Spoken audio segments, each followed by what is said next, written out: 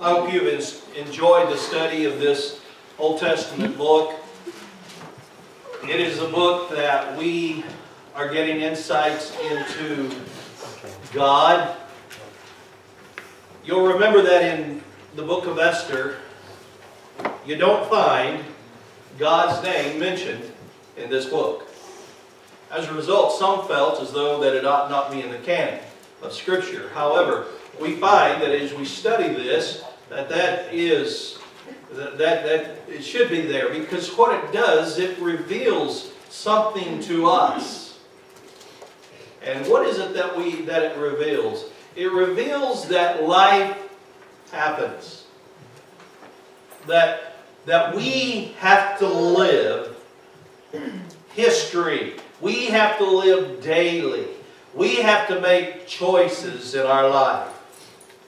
And we have seen so far that there are choices that were made in this book, in this narrative, that shouldn't have been made. The choice, first of all, should have been for Mordecai and Esther to go back to the land of Israel. They had free passage. They were encouraged to go. The Jews were encouraged to go back to Jerusalem and rebuild. But we find that Mordecai and Esther, they stayed. So they made a decision. We saw that decision was not, quote-unquote, the perfect will of God for them, because that left them in a land that was a pagan land, was under a leadership and a king that didn't believe in Jehovah, which caused a whole lot of different problems. But one primary thing is the society that they lived in.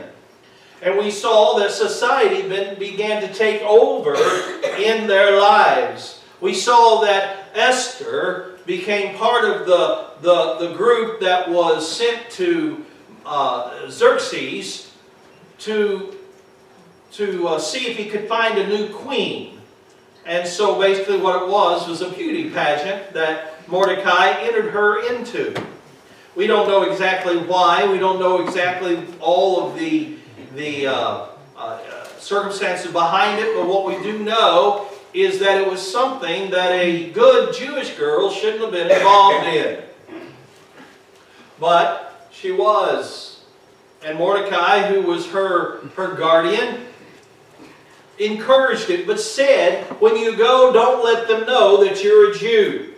So what this tells us is that she was able to pass herself off as a Persian, which means that she understood the culture in a way that a quote-unquote good Jew shouldn't have known, right? She talked the talk. She walked the Persian walk. Not like an Egyptian, but like a Persian.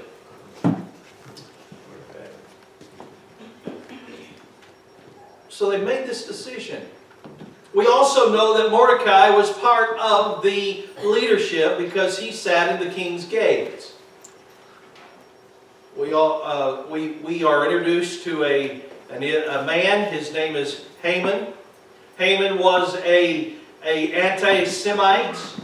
Haman hated the Jews. We have a whole history of who Haman was. We have a history of who Mordecai was. Mordecai was a Jew. Haman was an anti-Semite. He was part of the Amorite descendants, and they were feuding. The Jews and the Amorites had been feuding for all these years, and we know that there was this anger, this racial tension between Haman and Mordecai. Mordecai chose to not bow and honor Haman because Haman was one of the leaders in the government there, and so this started a chain reaction, if you will, where Haman, the one who hated the Jews, used that as an excuse, Mordecai not bowing, as an excuse to bring to Xerxes the king the idea that there was a people, and we could read where the people were not named, There were a people within his land, within his kingdom, that did not follow their laws, nor worship their gods, and that they were a drain upon society, and that they needed to be run out and annihilated out of the kingdom of the Persians, out of his kingdom. Xerxes, being the type of person that he was, thought that's a good idea. He said, Haman, do as you say. I even give you my ring. I'll approve it. You go in my name, and you get this edict, this decree sent throughout the land for this people. Remember,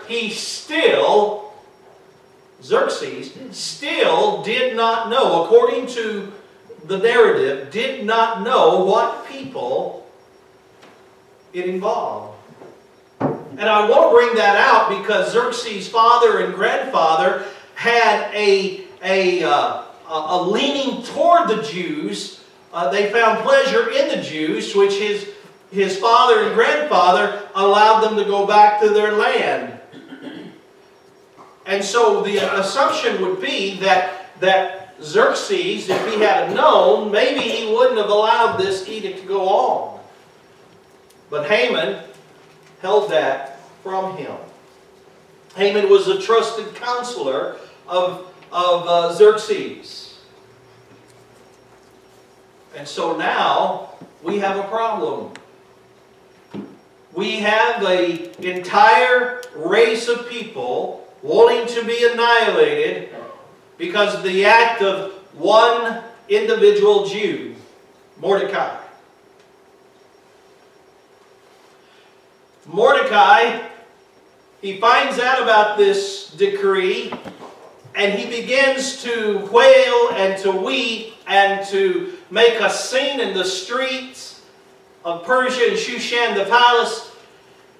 He was in sackcloth and ashes and mourning, and Esther found out. Sent him a set of clothes and said, clean yourself up. We talked about how that Esther had been so secluded from the people, so secluded from what was going on behind the palace walls, that she had no clue of what was going on until Mordecai told her through the messenger, through her chamberlain. And last week we talked about how that Esther had a decision to make. She had the decision to make. Was she going to shine at this time? Was it time for her to shine? Mordecai asked this question, who knows whether or not you come into the kingdom for such a time as this? The question was that you're in a place, however we got where we're at, you're in a place to make a difference. You're in a place, and who knows, maybe in all of this is why you were put here.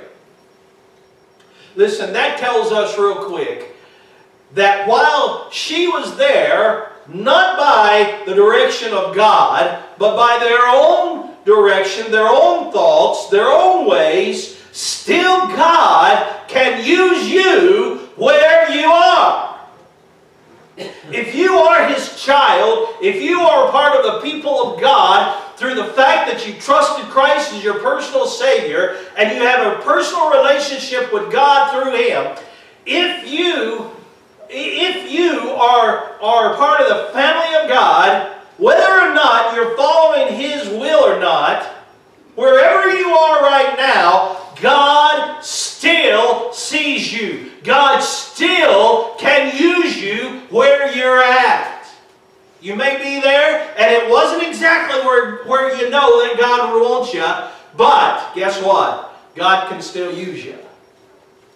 And that's what Mordecai was saying. He says, I don't know. I can't tell you that this is where you're supposed to be. In fact, he probably knew that they shouldn't have been there anyway. I mean, that's what backslidden believers know. I shouldn't be here. But what Mordecai said, here is an opportunity for God to protect through you. If you think that you're going to be saved because you're part of the palace and the queen, you're kidding yourself because you're a Jew and it's time to let them know. And whether or not you take up and you approach the king and ask him to take away this edict, this decree, God will deliver his people some way. Mordecai said, but since you're there, it'd be a lot easier for God to use you there, instead of having to look for something else, someone else. Well, God doesn't need us. That's the thing. God doesn't need us to do his will and fulfill his purposes. See, it's not a matter of God needing us. It's a matter of us needing God to use us to be fulfilled. Because God's going to get it done one way or another.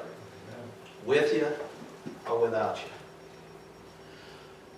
We left Esther. She told she told Mordecai, you tell the Jews to fast for 3 days. And then in 3 days, although it's going to cost me my life, or it could cost me my life, I will go to the king. And as the end of chapter 4 comes, it says, in verse 18 or in 16, it says, if I perish, I perish.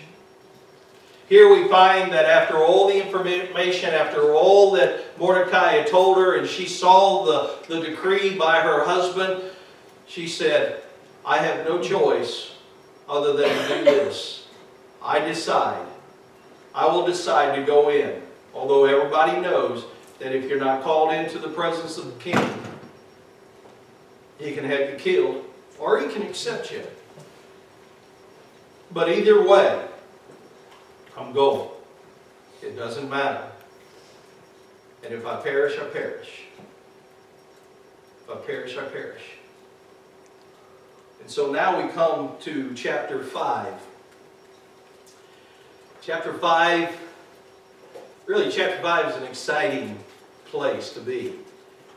Because it's 3 days after her decision. She has prepared herself. She has prepared herself through prayer, through fasting. The people had fasted along with her. The Persian ladies in waiting with her, those that were with her, they fasted. And now it was time. So if you look in verse 1, let's begin reading.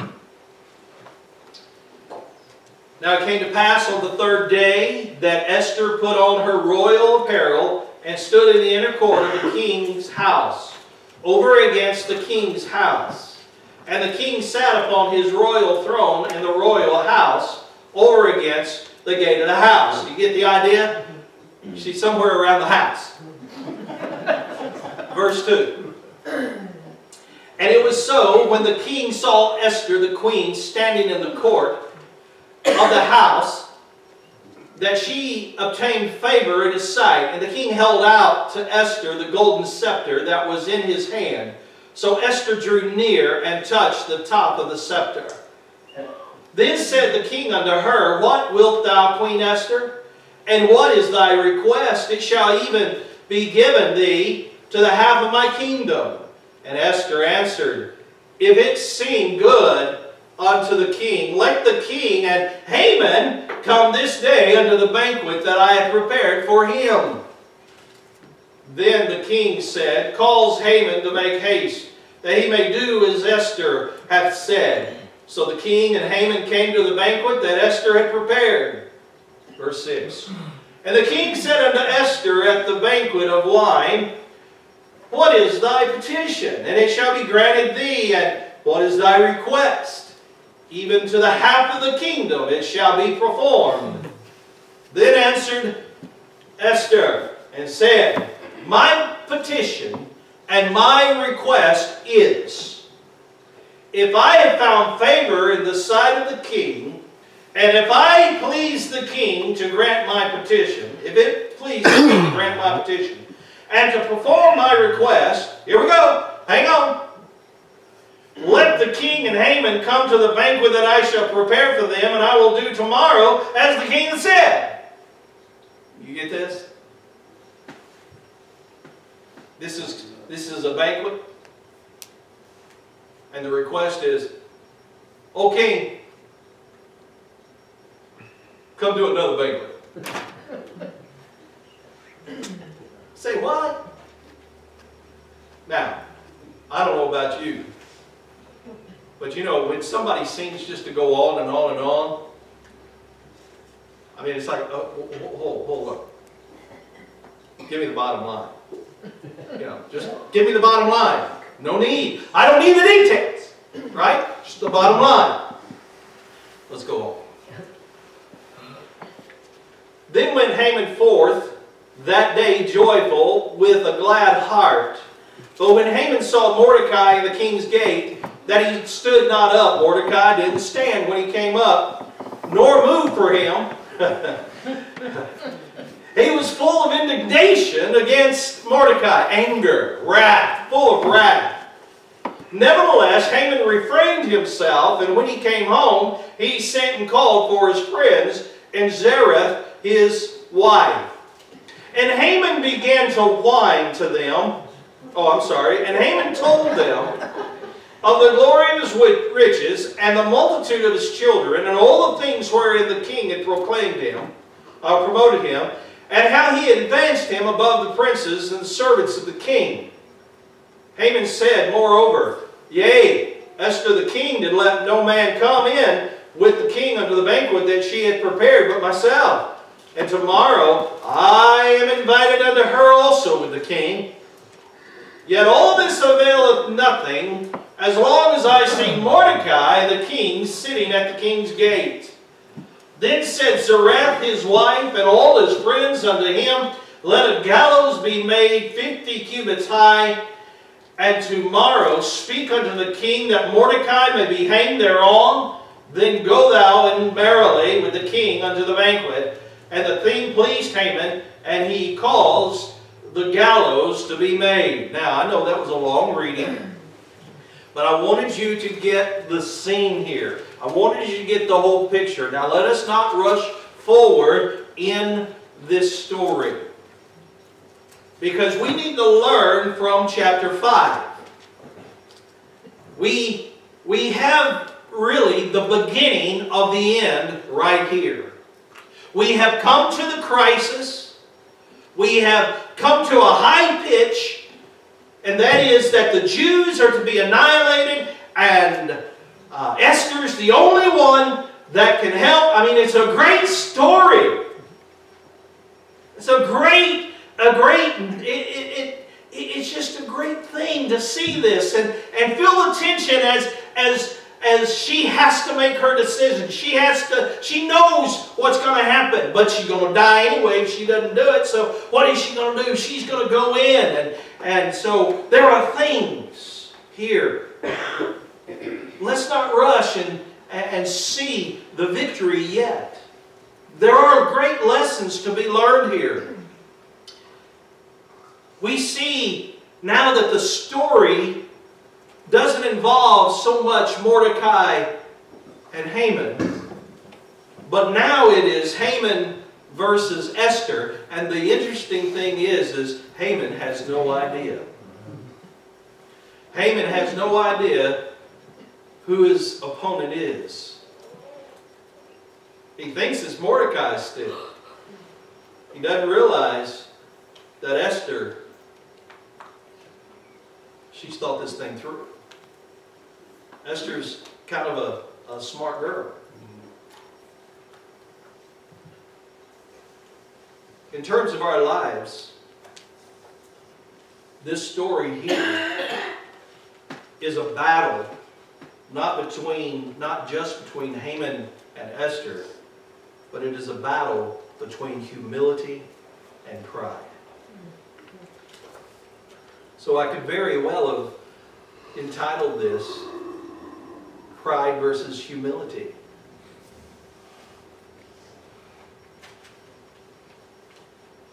In Proverbs chapter 11 verse 12, we read this, When pride cometh, then cometh shame. But with the lowly, the humble, is wisdom. Pride bringeth shame, but wisdom is wisdom. Humility is wisdom.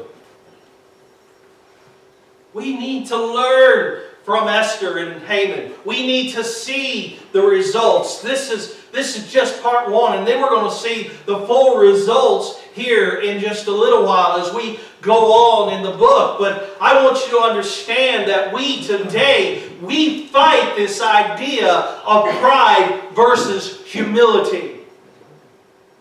Most of us are full of pride, which means that what comes is shame.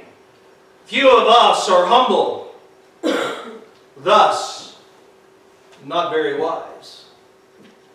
But I want us to look here at the wisdom of humility. I want us to look here about Esther. In verse 1, I want you to notice here that there is wisdom in her appearance. Now, notice what it says here. It says that Esther put on her royal apparel. Her royal apparel. Now, Esther could have done several things. Esther could have gone to her closet and found the outfit that Xerxes really liked. You know, Xerxes kind of likes this one. I think I'll wear that one. After all, what I'm trying to do is I'm trying to get his attention, right? I've got to accomplish something. And so she goes and she chooses her outfit. Ladies, you choose your outfit sometimes, right? All the time. I mean, you stand there and you're wondering, is this outfit exactly right for the occasion? Is this right? Listen, wisdom in our apparel, in our appearance. Now, I'm not going to go off on what proper dress is. But I want you to understand is that our appearance, our dress, shows how wise we are. Listen, there are times when we need to be wise in our appearance. Now, I'm not going to lay down a list of this is what you have to wear and this is what you have to wear and all of this. Look, her appearance was one of humility. She had her royal apparel on. We know that this royal apparel was one that showed dignity. We can assume that it was covering up her figure because the Persians were particular about their wives in front of men, that they were to be covered up. And so instead of her waltzing in dressed in his favorite outfit, she walked in the humility of dignity. Do you realize that dignity requires humility? She came in and she was dressed for the occasion. She was coming before the king. She had business to take care of. Folks, men and ladies, we must have wisdom in our lives. And we need to have wisdom in our apparel, in our appearance. Because there are times when we're going to have to make an appeal to an authority.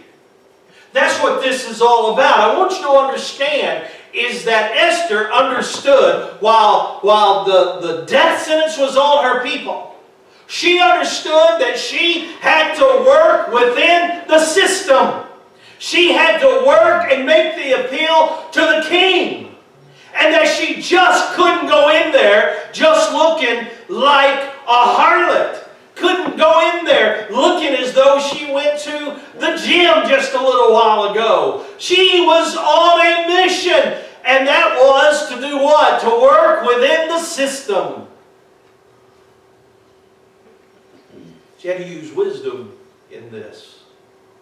She came and she had to show that she was there for a specific purpose. You know, when you go to the gym, who goes to, well, I don't go to the gym either, but anyway. If you were to go to the gym and you went in there with your three-piece suit on, with your leather wingtips and your tie and your silk hanky right here and all of that stuff, and you're looking like you're going to a business meeting at a corporate meeting and so forth, and you get on the, people are going to look at you and say, really? Really? Yeah, they will. This guy is not serious about working out. So what are you going to do? You wear your running suit, your workout clothes, whatever that is. I mean, even that requires wisdom whenever you go to it, right? Well, I won't get into it. I said I wouldn't go there. But when she showed up, and she was dressed like the queen that she was, that means she meant business. And then I want you to notice her approach. Notice her approach. She stood in the inner court, let's see, Esther put on her royal apparel and stood in the inner court of the king's house over against the king's house, and the king sat upon his royal throne in the royal house over against the gate of the house. Now, all that seems funny, but the point that the writer is making here, and the point that needs to be stressed here, is that when she came, she didn't come running in to his presence. Wherever Xerxes was, wherever his throne was, had a straight line vision to the inner court. And we find that she had wisdom in her approach as she came and she stood in that court. The narrative suggests to us that she didn't move. That she stood right there.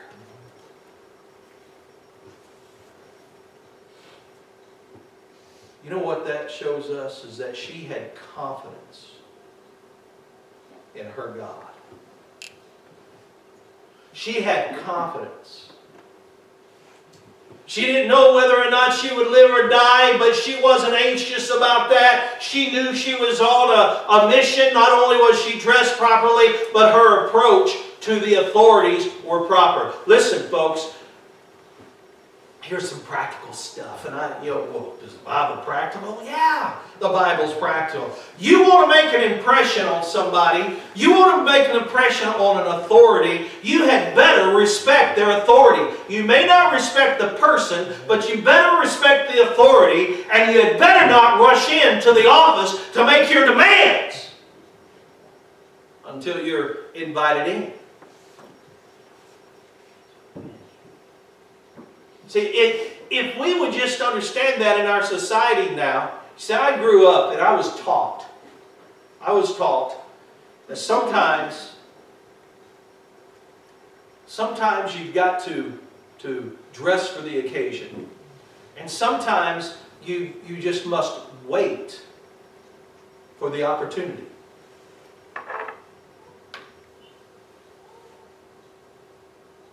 See, in our society, what do we do now? We rush in. I was listening to a fellow that preached a message on Esther 5. He quoted that line, "Fools rush in." Fools rush in. Fools rush in. Don't be a fool. Don't be a fool. Follow the steps of making your appeal. Pretty basic stuff here.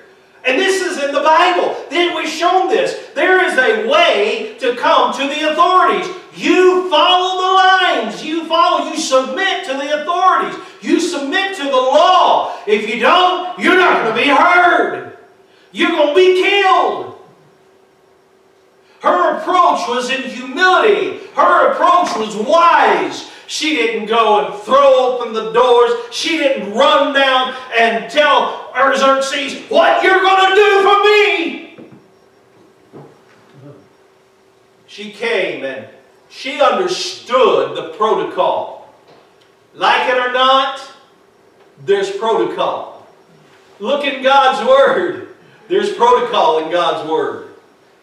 I don't like that word. I don't care if you like that word or not. It fits. Wisdom in her approach. And then, wisdom. Oh, by the way, before I go on, her approach. She did not approach the king until he held out the scepter. Almost left that big part out. And it says that that's when she made the move. And in verse 2 it says, she drew near, only after she was acknowledged, she drew near, and notice what it says, she touched the top of the scepter, which showed a humble approach. Acknowledging, yes, this is her husband, but more than that, it's the king of Persia right now.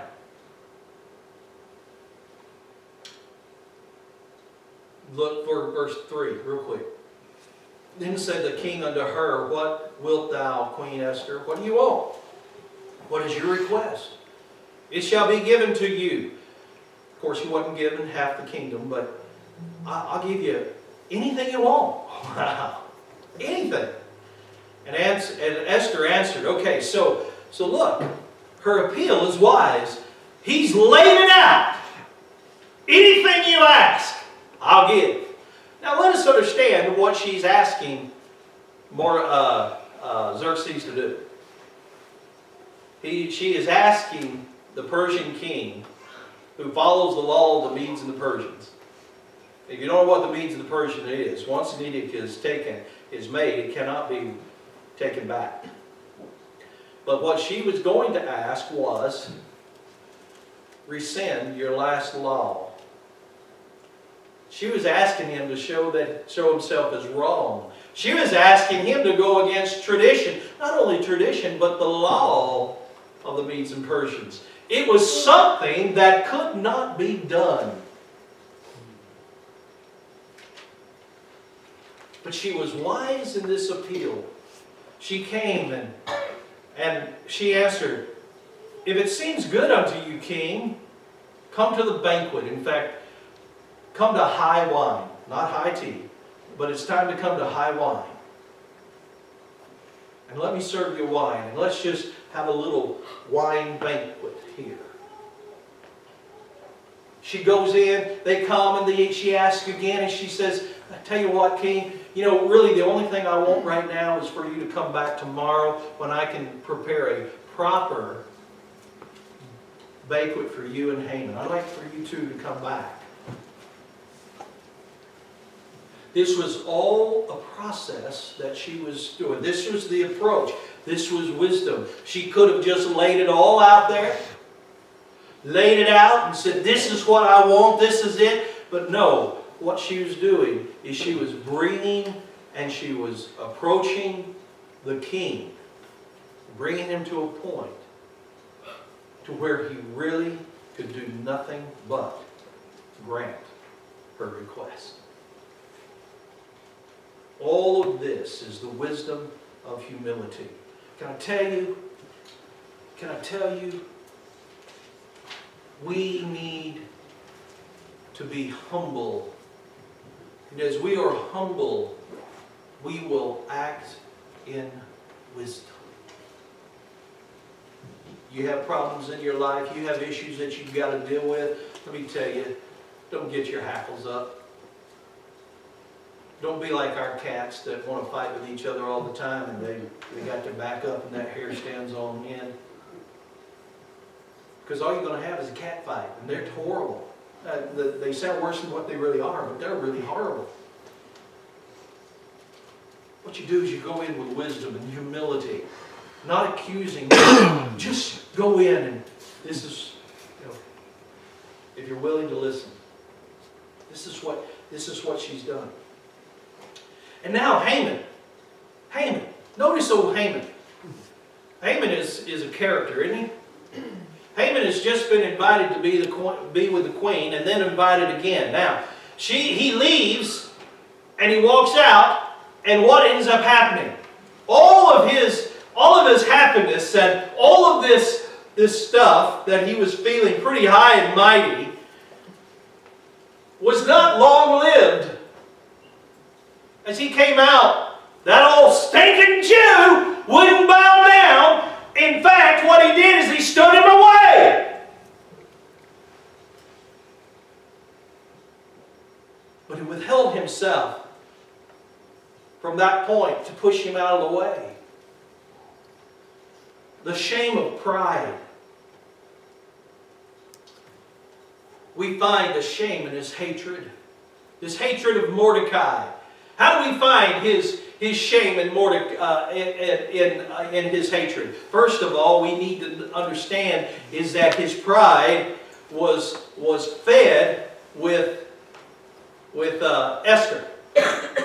2 seconds later, as he's coming out, he no longer was fed, but he was starving for not only Esther, the queen, but demanded that Mordecai show him respect.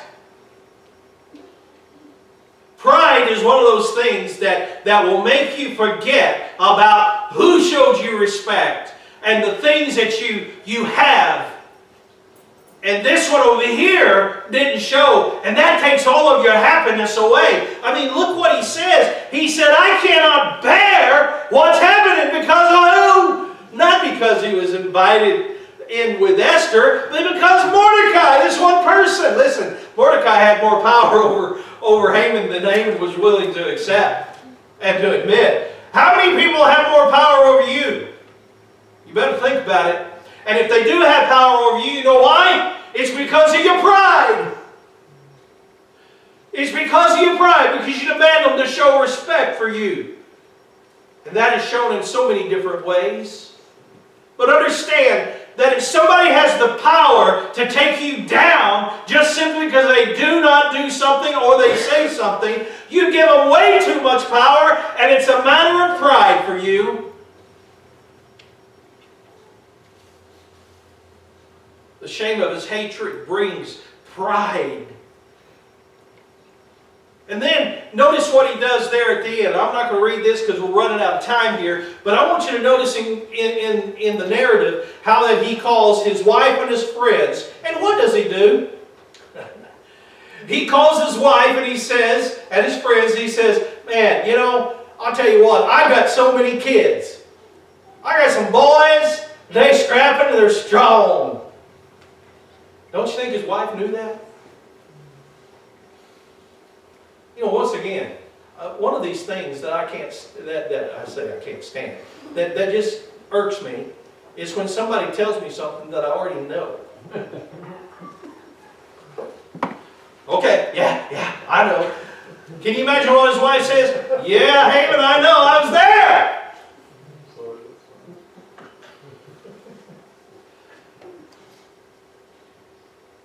In fact, I can show you what it sounded like, right? I was there. And his friends, yeah, we've seen them. That's all you talk about are your boys. Then he started talking about the wealth. Then he started talking about his promotion. And then he says, and even the queen, she likes me so much, she asked me to come to the banquet with the king. His honors. The honors brought shame. Pride. You see, the things that you accomplish in your life, when you're so proud of them, and you're self-promoting about them,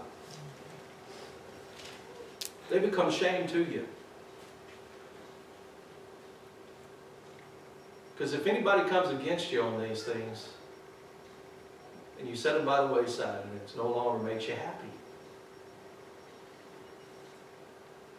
I mean, look what he accomplished. Look what Haman had in his life. The reason he couldn't enjoy it was because of wine. Because of his pride, which brought shame upon his life.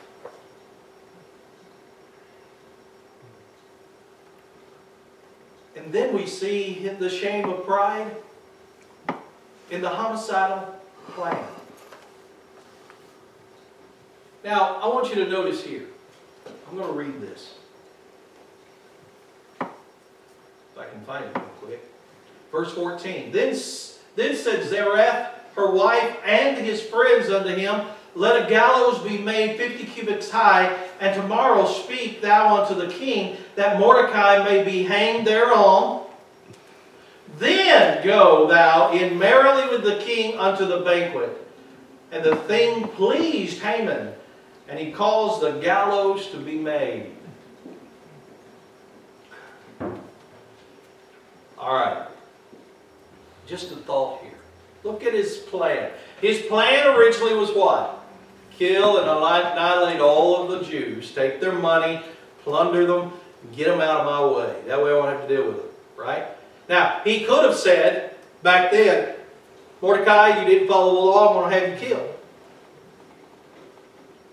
But no, he didn't choose. He chose another route, right? Now, here, Haman has been advised, you go to the king and ask him to make another decree that I can kill Mordecai now and not wait till the 13th or the 12th month and the 13th day of the month to kill him.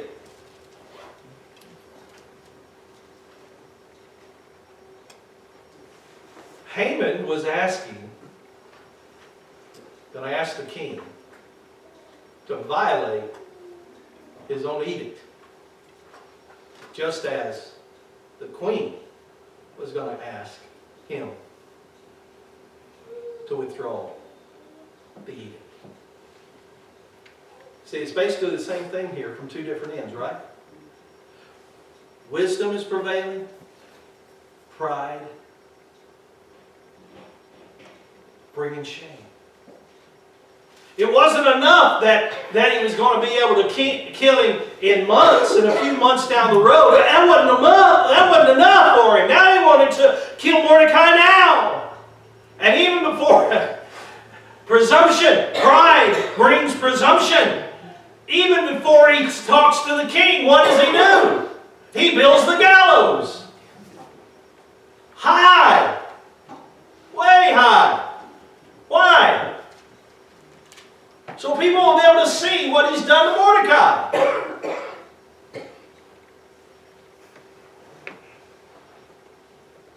You see, his shame brought about this homicidal plan.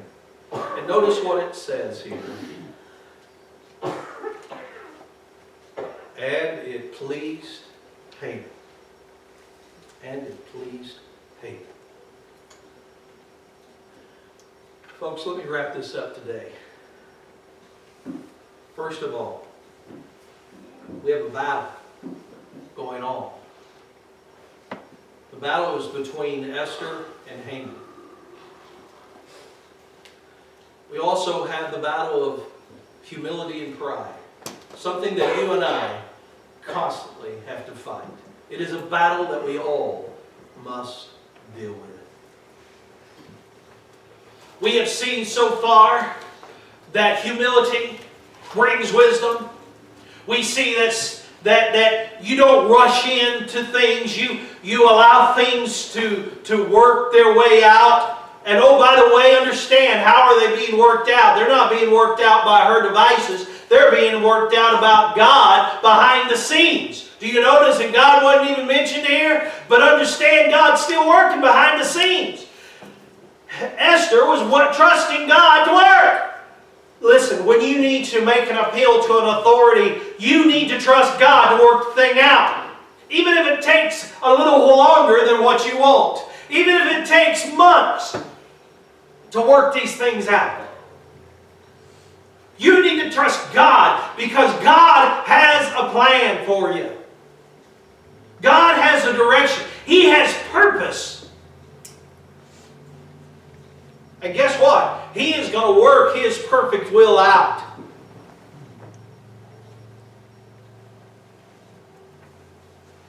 But don't be like Haman, full of pride, and to set yourself up as a fool.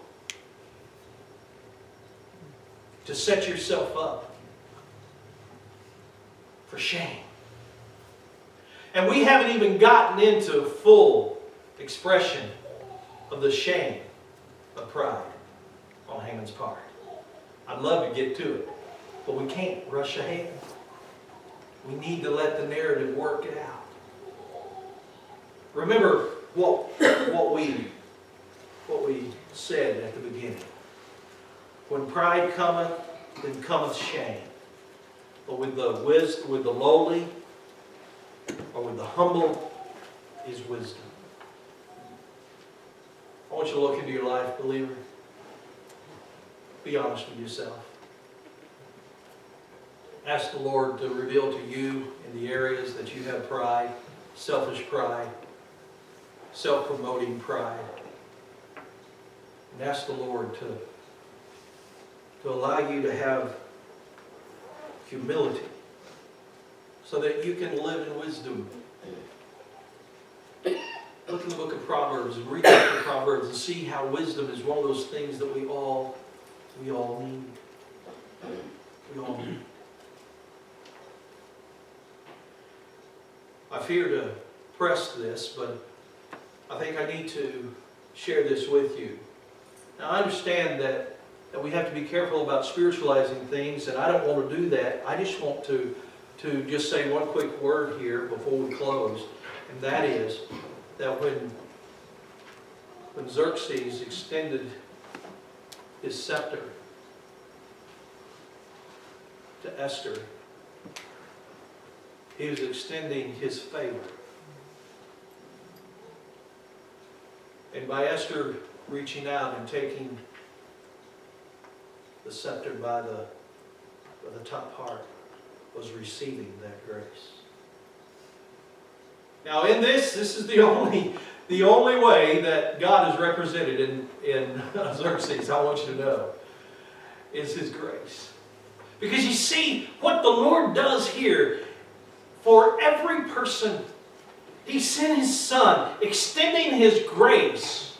He loved us so much that He sent His only begotten Son, that whosoever believeth on Him should not perish, but have everlasting life. We see that Paul says in Ephesians chapter 2, verse 8 and 9, "For by grace are you saved through faith, and that not of yourself, it is a gift of God, not of works, lest any man should boast." And continue there in verse 10, that we are His workmanship, created unto good works, not created by good works. Folks, listen. God's grace, His unmerited favor, is extended to you today just for the receiving. It is a gift of God. It is a gift of God. Would you receive that gift?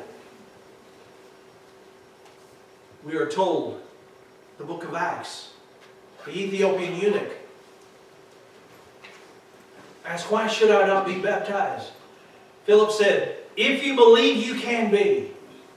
While Paul was in the prison, the prisoner came after the earthquake and said, "Paul, what must I do to be saved?" He said, "Believe on the Lord Jesus Christ, and thou shalt be saved." Folks, if you're here today and you've never trusted Christ and Him alone, would you receive Him as your personal Savior? The scepter, if you will, is being stretched out to you. Now all you've got to do is trust the one that's reaching out to you and take what He's offered you. Just like Esther trusted Xerxes. So you trust Him. God. Let's stand with the head.